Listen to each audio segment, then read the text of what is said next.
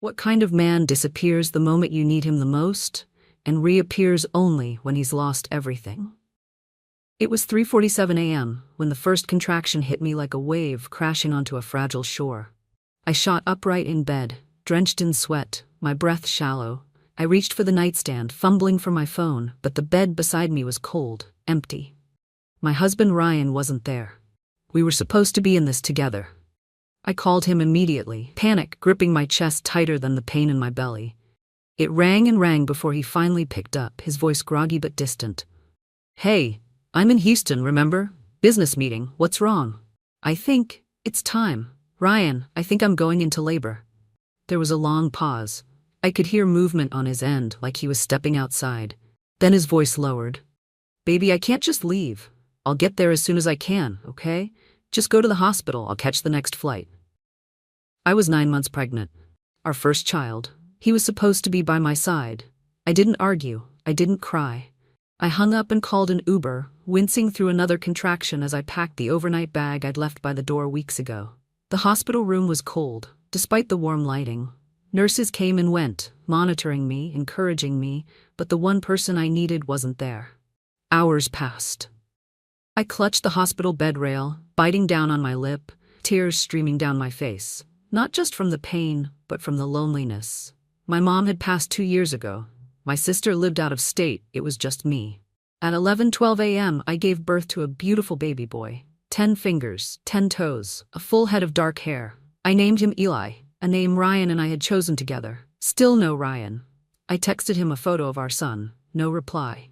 I stared at the screen, my hands shaking. Something felt off. He always texted back instantly, especially when it came to Eli. By that evening, I was numb, not from the epidural but from the sinking feeling growing in my gut.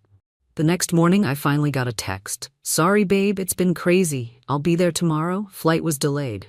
No photo of him at the airport, no voice call, just a short, cold message. I didn't know it then, but that exact moment when I gave life was also the moment something inside me began to die. And what I would discover days later would shatter everything I believed about love, loyalty, and the man I married. The nurses kept asking when my husband would arrive.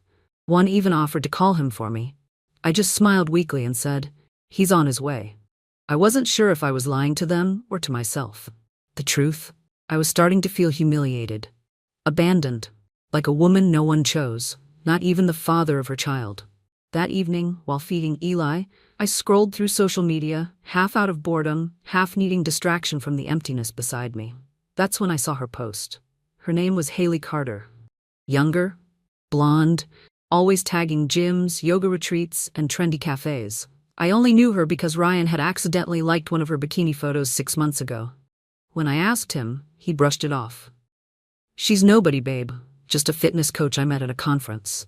But that night, Haley posted a black screen with white text, "Lost something I'll never get back today. My heart is broken." No photos, no tags, just heartbreak, and hundreds of comments. I felt a chill run down my spine.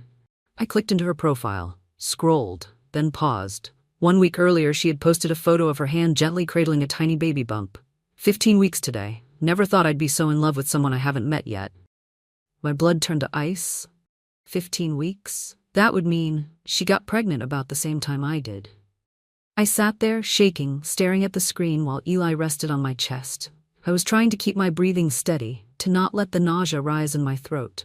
It couldn't be Ryan. He wouldn't. My hands moved before my brain did. I scrolled back further to 3 months ago, a group photo at a rooftop bar in Dallas. Ryan was there, standing behind Haley, arm around her waist, tagged. Not just tagged, smiling, comfortable, like they were, together. I dropped the phone. The weight of betrayal was heavier than labor itself. And yet, I hadn't even scratched the surface of what he had truly done behind my back. My name is Julia Matthews. I'm 32 years old. Until recently, I thought I had it all. A husband I adored, a baby on the way, and a quiet, steady life in a modest home in Charlotte, North Carolina. I'm a freelance illustrator. I work from home, mostly drawing for children's books and educational publishers. It doesn't make me rich, but it gave me something even more precious. Freedom. Freedom to work around my own schedule, to be present in every stage of my pregnancy, and to build a peaceful home. I believed in small things. in love, in simplicity, in loyalty. I grew up in a humble family. My father worked at a car repair shop until he passed from lung cancer when I was 21. My mother, a seamstress, died not long after, heart failure. It was just me and my younger sister Danielle after that. She moved to Seattle for college and stayed there. We were close, but distance does what it does. We grew apart, not in love, just in lifestyle. I met Ryan Matthews 6 years ago at a friend's wedding. He was the best man. I was a bridesmaid. He had that kind of smile that made you feel like the only woman in the room. Charming, confident, successful. He was working in finance, a project manager at a corporate firm. He said he admired women with passion, women who created. I thought he meant it. We dated for a year before he proposed. 2 years later, we bought a little house with a porch swing and started planning for a family. I thought we were solid. Sure, he worked long hours and traveled a lot, but I always told myself it was temporary, for us, for the life we wanted.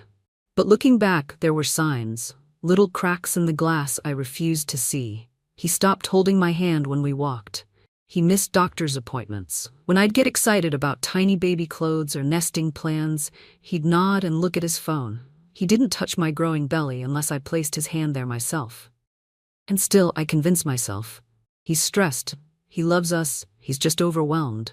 I gave him every benefit of the doubt.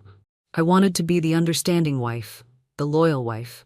But now, as I stared into my baby's eyes, I wondered, did I ever really know the man I married?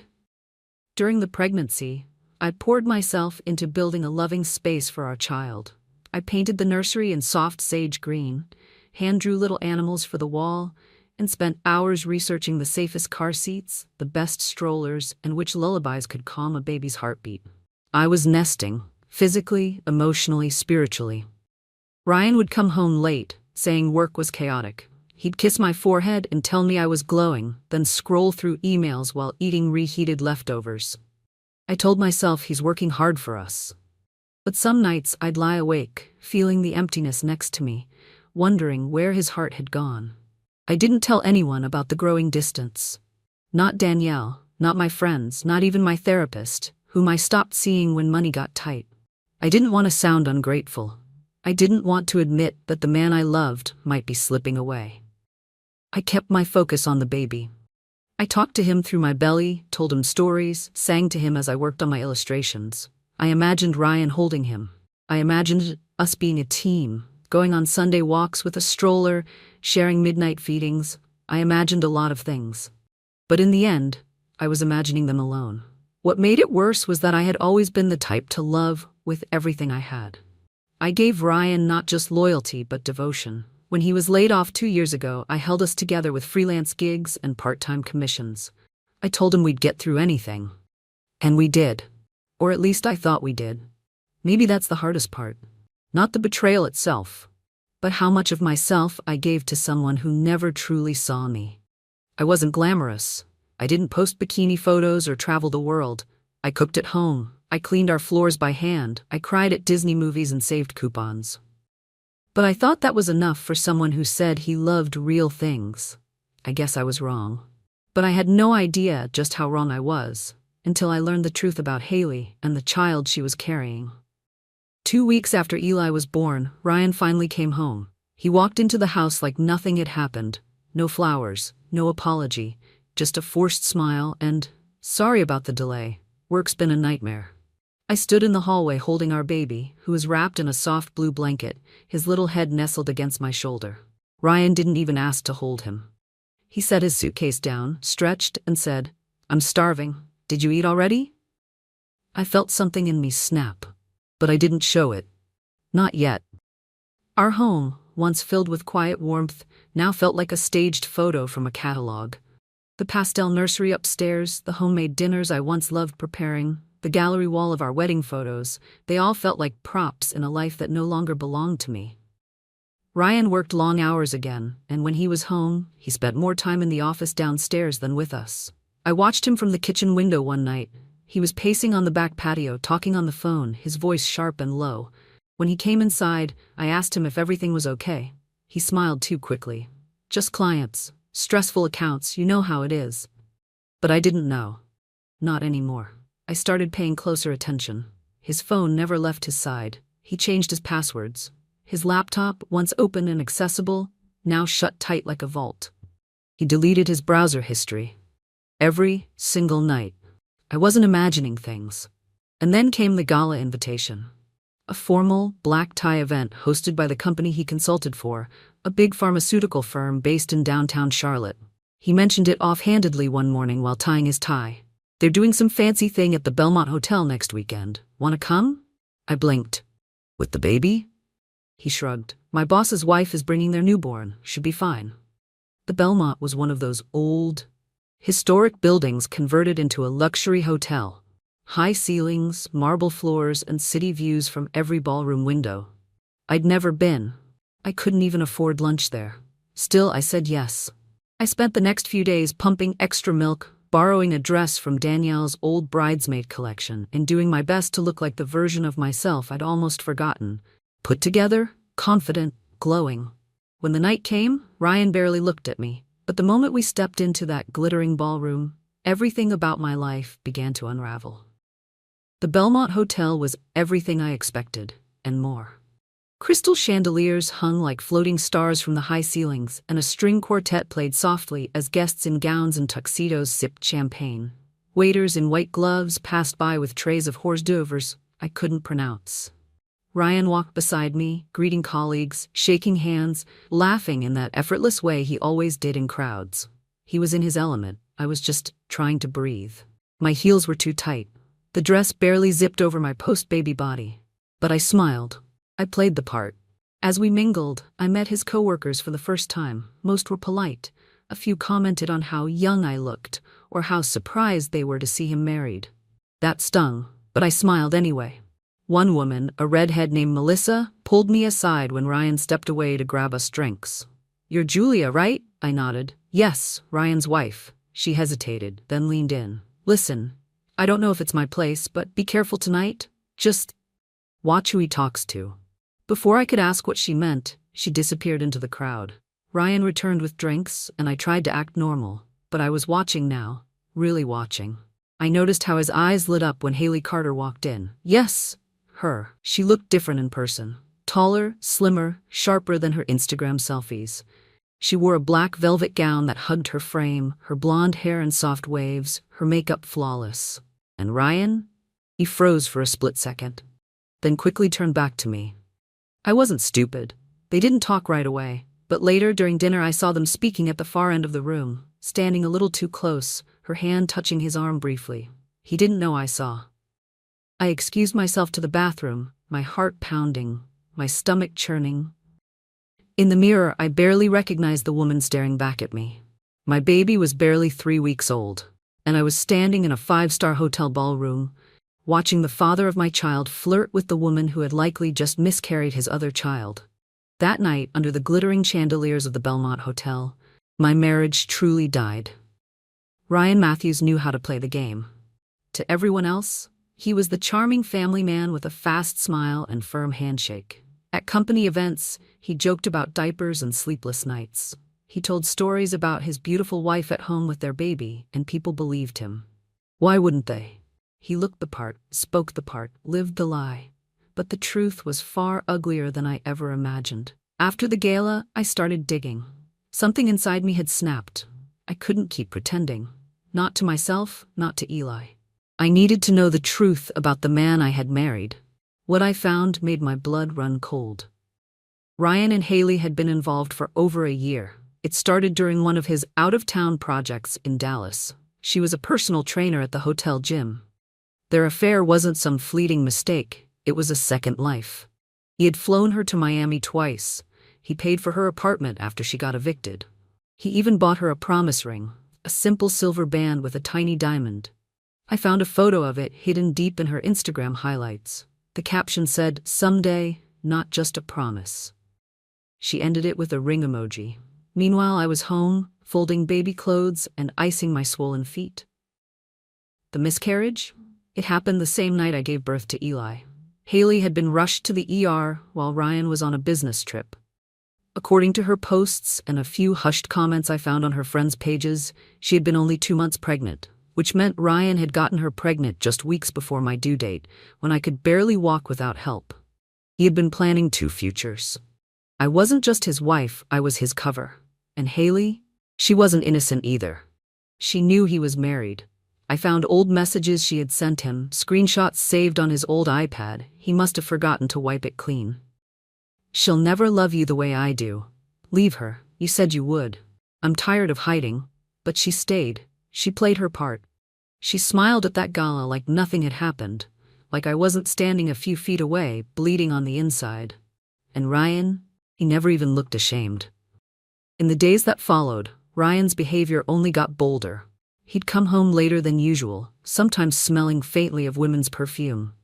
He started locking his phone during dinner, even taking it into the bathroom. When I asked simple questions like, "How was work?" or "Did you eat?" he snapped, short, defensive, annoyed by my presence. I was no longer his partner. I was an inconvenience. One night, I confronted him. "Were you with her at the gala?"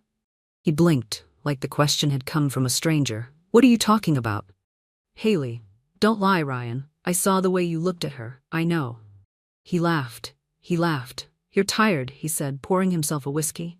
"You just had a baby. Your hormones are everywhere. Don't start imagining things." I wanted to scream, but I didn't. I stayed calm. I didn't give him the satisfaction of watching me break, because by then I had already started collecting proof. Bank statements, screenshots, old text logs synced to our shared cloud account. Little by little, I built a digital trail of his betrayal. And the more I uncovered, the more dangerous he became. Ryan had 2 faces, the one the world adored and the one I now feared. He gaslighted me, made me question my memory. He minimized my feelings, ridiculed my paranoia. He started planting seeds. "You're not well, Julia. Maybe you need help." But I wasn't the one who needed help. He was the one living a double life. And now, I was seeing it all clearly. I was living with a man capable of abandoning his wife in labor to hold the hand of his pregnant mistress, only to return home and pretend nothing had happened. And that realization would change everything about how I saw myself, my future, and the fight I was about to begin. It happened on a Wednesday. Ryan had just left for work, or so he said, when my phone buzzed. It was a message from Melissa, the redhead from the gala. We hadn't spoken since that night. The message read, "Thought you should see this before it gets deleted." Attached was a screenshot of a private Facebook group called Charlotte Women Speak Out. In it, a woman had posted anonymously, describing her relationship with a man who promised to leave his wife, but disappeared the night she lost their baby. The post didn't name names, but it didn't have to. The details lined up perfectly. The woman wrote about meeting him at a corporate retreat, about the late-night hotel rendezvous, about how he said his wife was emotionally distant and that the pregnancy with her was a mistake. Then she described the day she miscarried and how he never returned her calls afterward. The comment section exploded. Some women expressed sympathy. Others shared similar stories of married men who strung them along and vanished. But what chilled me to the bone was one comment that had only been up for an hour. "Are you talking about Ryan Matthews? Because if so, I know who his wife is." Within minutes, my inbox was flooded. People sent me messages, some kind, others brutally honest. A few asked if I knew. Some just sent the link with a broken heart emoji. That afternoon, I got a call from Danielle. "Julia," she said, breathless. "It's all over Facebook. Are you okay?" I wasn't, but I said yes. That night, while feeding Eli, I opened the post again, and that's when I saw Haley had commented. "I never wanted to hurt anyone, but I lost everything that night." And he still went home to her. Her words hit like a punch to the stomach. She wasn't just grieving a child, she was grieving him, his absence, his betrayal. And the world now saw both of us, 2 women wrecked by the same man, living different versions of the same pain. And for the first time, my private heartbreak became a public spectacle. The next morning, Ryan stormed into the house like a man on fire. "Did you see what's going around?" he barked, slamming the door behind him. I was rocking Eli in the living room. I didn't even flinch. He paced, eyes wide, fists clenched. "This is harassment. This is defamation. That girl is lying." I stared at him, calm, silent, exhausted. "She's not lying," I finally said. "And neither am I." He froze. "What?" I know about Haley, I know about the ring, I know about Miami, I've seen the texts, I've seen everything. His face went pale. The mask slipped. You've been spying on me? No, I've been surviving you. That shut him up. For once he didn't have a comeback. No smooth lies, no twisted logic. Just silence. Heavy, guilty silence. The doorbell rang. We both froze. Outside stood a woman holding a clipboard. She introduced herself as Claire Williams, a journalist from the Charlotte Gazette. I'm doing a feature on women speaking out against emotional betrayal and online backlash, she said. I'd love to hear your side, Mrs. Matthews. Ryan tried to shut the door, but I held it open. I'll talk to you, I said. He stared at me, horrified. I gave my story. I didn't name Haley. I didn't share screenshots, but I shared my pain. The labor, the absence, the betrayal, the gaslighting, the loneliness. When the article came out a week later, titled "The Day I Gave Birth Alone," it went viral. Women reached out from all over the country. Some sent flowers, others sent their own stories. A few even offered legal advice, pro bono. But Ryan? His job put him on unpaid leave. His company issued a statement distancing itself from personal misconduct affecting professional integrity. Haley deleted her social media. And me? I sat on the porch with Eli sleeping in my arms, watching the sun set over our quiet street. And for the first time in weeks, I could breathe. After the article went viral, my house became too quiet. Not in the peaceful way it used to be, with soft lullabies and the hum of the baby monitor. No, this was the kind of silence that screamed, that weighed on your chest and pressed into your ears until your own thoughts became unbearable. Eli cried a lot those days, or maybe I just noticed it more. Every wail felt like a mirror to the storm inside me. I fed him, changed him, held him, but I wasn't really there. Not emotionally. I was going through the motions, barely remembering what day it was. Sleep became a luxury. Meals? I barely touched them. The coffee I once sipped in calm early mornings now sat cold and forgotten on the counter. One afternoon I found myself staring at the floor for nearly an hour. Just sitting there. Eli was asleep in his crib, and I was frozen, hollow, afraid to move because if I did, I might feel everything at once. Grief is strange. It doesn't show up with a warning. It doesn't knock politely. It barges in, uninvited, and makes itself at home in your bones. And betrayal? That's its evil twin. Together, they drained me. Danielle called every day. I stopped answering. Melissa messaged me twice. I didn't reply. Even Claire, the journalist, sent a follow-up text. Thinking of you, you're not alone. But I felt alone. More than ever. I started questioning everything. My choices, my worth. Was I not enough? Not beautiful enough? Not interesting? Had I become invisible to the man I loved because I chose motherhood? Because I chose to be real? I looked at the mirror one night and didn't recognize the woman staring back. Pale, tired eyes, hollow cheeks, shoulders slumped like the weight of the world had finally broken her posture. And for a moment, I thought about leaving everything behind. That night, after Eli had finally drifted off, I went out to the porch in my robe. It was cold, the kind of chill that cuts through fabric and skin, but I didn't care. I sat on the steps, barefoot, hugging my knees like a child. Tears streamed down my face before I even realized I was crying. I didn't cry for Ryan. I cried for the version of me that believed him. The woman who thought loyalty would be enough to keep love alive. The wife who clung to the fantasy of Sunday mornings and bedtime stories and shared dreams. I cried for Eli, for the father he would never really know, for the future that was stolen from him before he even learned to speak. And then, something shifted.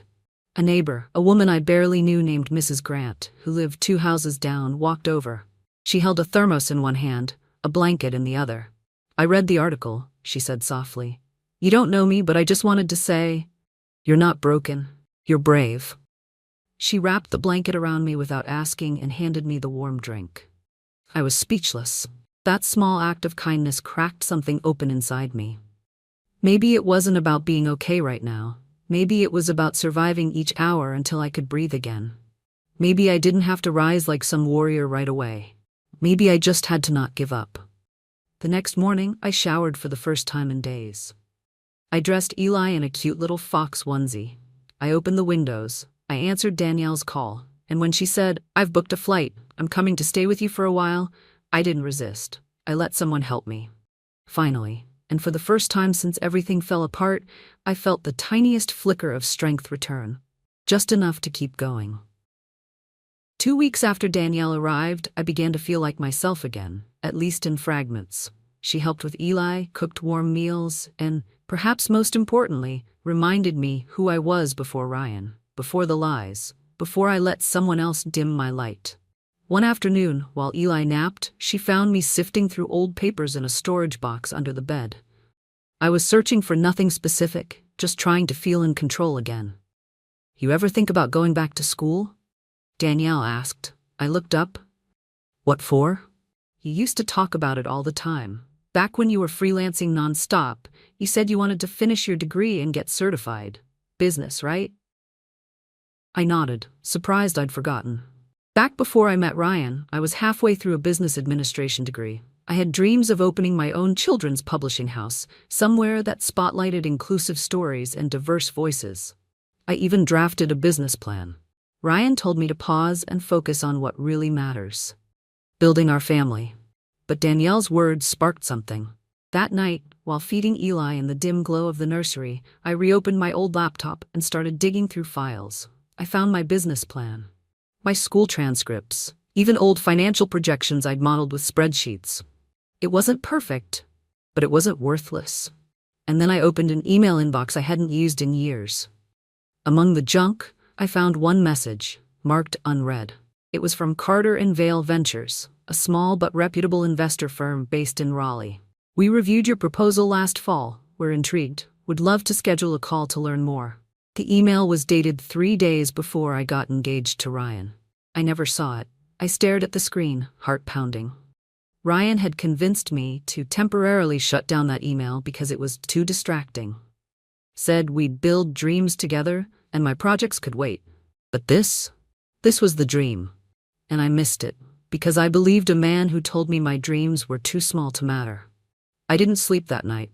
I reread the email at least a dozen times. Then I went through Ryan's old files on his neglected desktop computer, the one he never bothered to lock.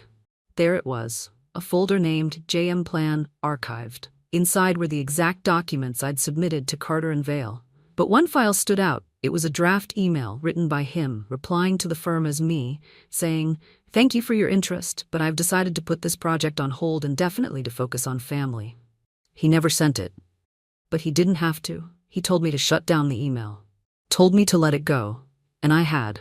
All this time, I'd blamed myself for not trying hard enough, for letting life get in the way. But it wasn't life.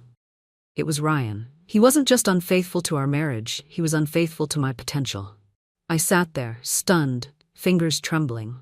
And then I opened a blank document and began rewriting my proposal. From scratch. No edits, no overthinking, just raw passion. It was messy, it was imperfect, it was mine. By morning, I'd sent a new email to Carter & Vale, explaining the situation honestly, professionally, and asking if they'd be willing to reconnect. To my shock, a reply came just hours later. "Let's talk next week. We remember your name. We're still interested." I laughed. I cried. I held Eli to my chest and whispered, "Mommy's coming back." Danielle walked into the room with 2 coffees and froze when she saw me smiling. "What happened?" I showed her the email. She grinned. "Well, damn. Looks like someone just remembered who she is." And she was right. That twist wasn't just about a hidden opportunity, it was about reclaiming the parts of myself Ryan tried to bury. And they were coming back to life, one bold step at a time. The following weeks became a transformation I never saw coming, not from the outside in, but the inside out. Danielle watched in awe as I returned to life like a woman awakened from a long, cruel sleep. I cut my hair, not out of impulse, but as a symbol. A fresh bob that framed my jawline, sharp and decisive, the kind of cut that didn't ask for permission. I bought new clothes, not flashy, not expensive, just pieces that fit the woman I was becoming. Structured blazers, clean, soft blouses, things that made me feel ready. I updated my resume, reactivated my LinkedIn, and built a fresh website for my new company, Little Brave Publishing. My tagline? Stories that speak for every child. And then the real shift began. The call with Carter & Vale was scheduled for a Tuesday afternoon. I was nervous, but not scared. Danielle watched Eli so I could take the meeting from the small office I'd built in the guest room. I wore that blazer, sat up tall, spoke with clarity. And when they asked me, "What changed since your original proposal?" I smiled and said, "I did." They loved it. By the end of the week, they agreed to provide seed funding, enough to launch the first phase. I cried when I hung up, not from fear, from victory. But I wasn't done. I scheduled a consultation with a family attorney. I wanted to know my rights. I wanted to understand everything Ryan never wanted me to know. And what I learned shocked me. Ryan had opened a separate bank account a year earlier, one I didn't know about. He had slowly drained money from our joint savings into it, labeling transactions as investment fees and client expenses. The lawyer leaned forward and said this could qualify as financial fraud, especially if he used marital assets for personal gain outside the marriage. I nodded, calm, focused. Let's build a case. And just like that, I wasn't just rebuilding, I was preparing for justice. A week later, I met Ryan at a neutral location, a quiet cafe near his office. I'd requested the meeting. I wanted him to look me in the eye. He walked in wearing his usual suit, still clinging to the illusion of control. He smiled like nothing had changed. "Wow," he said, looking me up and down. "You look different." "I am," I replied. He leaned back in the chair, smug. "So what's this about? You want to talk things through?" "I get it. This whole thing got a little out of hand." I stared at him. That same arrogance, that same rehearsed charm. "No, Ryan," I said calmly. "This is your notice." He blinked. "Notice? I'm filing for divorce, and I'm pressing charges. You committed financial fraud. I have proof." The color drained from his face. "You can't be serious." "I am. I'm done being quiet. I'm done protecting your reputation while you destroyed mine." He started to protest, but I stood up, placed a sealed envelope on the table, and said, "My lawyer will be in touch." I walked out without looking back.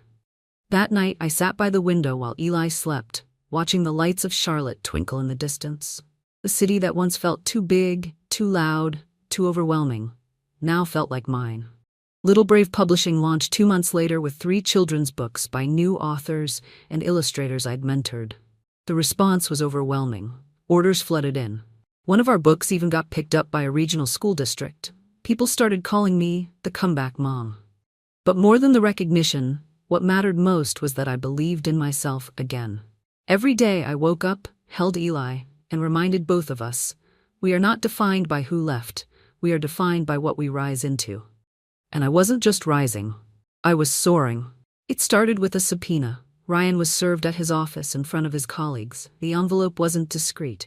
The look on his face, I was told, was priceless, confusion turning to rage, then panic. The official complaint outlined everything: misuse of marital assets, financial concealment, and emotional abandonment during a medically vulnerable period. My attorney made sure the legal language was ironclad. And then I went one step further. I sent copies of our filed complaint to the Internal Ethics Board at Ryan's consulting firm. Not out of spite, but because he had built a career on the illusion of integrity. If his firm claimed to value transparency and honesty, they deserved to know the truth about the man representing them. The fallout was fast. Within days, HR launched an internal review. Haley was also called in. Apparently, she had a non-disclosure agreement linked to her short-lived consulting contract with the same firm. An NDA Ryan had helped orchestrate. Turns out it wasn't just an affair, it was a cover-up. And then the final blow landed. Remember Claire, the journalist who first covered my story? She reached out again. Her editor had received a tip about the financial investigation and wanted to run a follow-up. I agreed. But this time, I had one condition: I want to go on record. The article dropped on a Friday morning. Title: From Betrayal to Battle, One Mother's Fight for Justice After Giving Birth Alone. My photo appeared beside Eli's, both of us smiling under the sun in front of my new office. The article detailed my comeback, my company, and the lawsuit in motion. It didn't defame, it exposed. And the public response? Massive. Support flooded in. Women, especially, rallied behind me.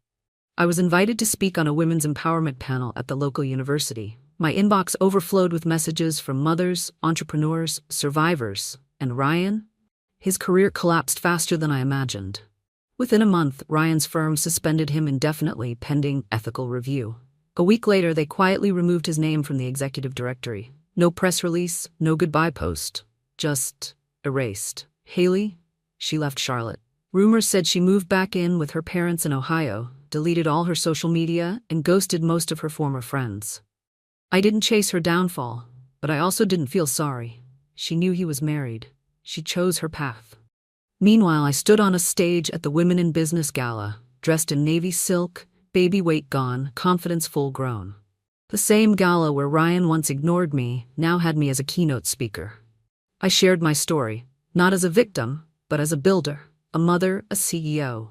There were tears in the audience, standing ovations. Even the mayor, who attended that night, came up to shake my hand afterward. "You turned pain into power," she said. I smiled, and now I teach others how to do the same. The moment that solidified everything came days later. I received a letter in the mail, Ryan's formal response to the divorce proceedings. He didn't contest anything, he couldn't. He had no ground left to stand on. I would get full custody of Eli, ownership of the house, and a settlement from his personal accounts, approved by the court after uncovering his secret transfers. The final court date came and went. He didn't even show up. But I did. In a tailored black dress, with red lipstick and steady heels. I walked out of that courthouse with my head held high and a sleeping baby on my shoulder. I hadn't just survived betrayal, I dismantled it, in full view of the world. A year had passed. Spring had returned to Charlotte, bringing with it cherry blossoms and early morning sunshine that filtered through Eli's nursery window. He was walking now, clumsy, curious steps across hardwood floors that echoed with laughter instead of tears. Our home no longer felt haunted. It felt healed. Little Brave Publishing had released 7 titles since its launch. One had recently been picked up for national distribution. I was managing a small but mighty team of illustrators, editors, and fellow moms-turned-creators. And on weekends, I taught workshops for single mothers on how to start home-based creative businesses. I called it Rebuild from Home. But beyond the success, beyond the full-circle triumph, something deeper had shifted in me. I'd once believed my greatest strength was loving deeply. Now I knew my true strength was knowing when to stop loving the wrong person. People often ask me how I found the courage. The truth? I didn't find it all at once. I built it, slowly, from broken pieces. From sleepless nights, from the voice inside me that refused to stay silent any longer. Some days, courage looked like getting out of bed. Other days it looked like speaking on a stage, but every version was valid. Every step mattered. And as for Ryan, he never reached out again. Not for Eli. Not for closure. And that's okay. Not everyone deserves a second chance at your life, especially the ones who walked away when you needed them most. I wasn't bitter, I was free. One evening, as Eli and I walked through a local book fair, I saw a little girl reading one of our published stories aloud to her younger brother. She stumbled through the words, giggling, determined. Their mother smiled from a distance. That was the moment it all came full circle. I wasn't just rebuilding my life, I was building something that mattered. Not every story ends with a rescue. Some end with rebirth. Mine did. I no longer feared silence. I embraced it, because I knew now that silence could also mean peace. I didn't need revenge. I had results. I didn't need validation from a broken man. I had proof of what a healed woman could do. And I didn't just survive motherhood, betrayal, or humiliation. I thrived through it. To any woman listening, I say this. You are not weak because you loved. You are not foolish because you stayed too long. And you are not broken because someone walked away. You are still whole.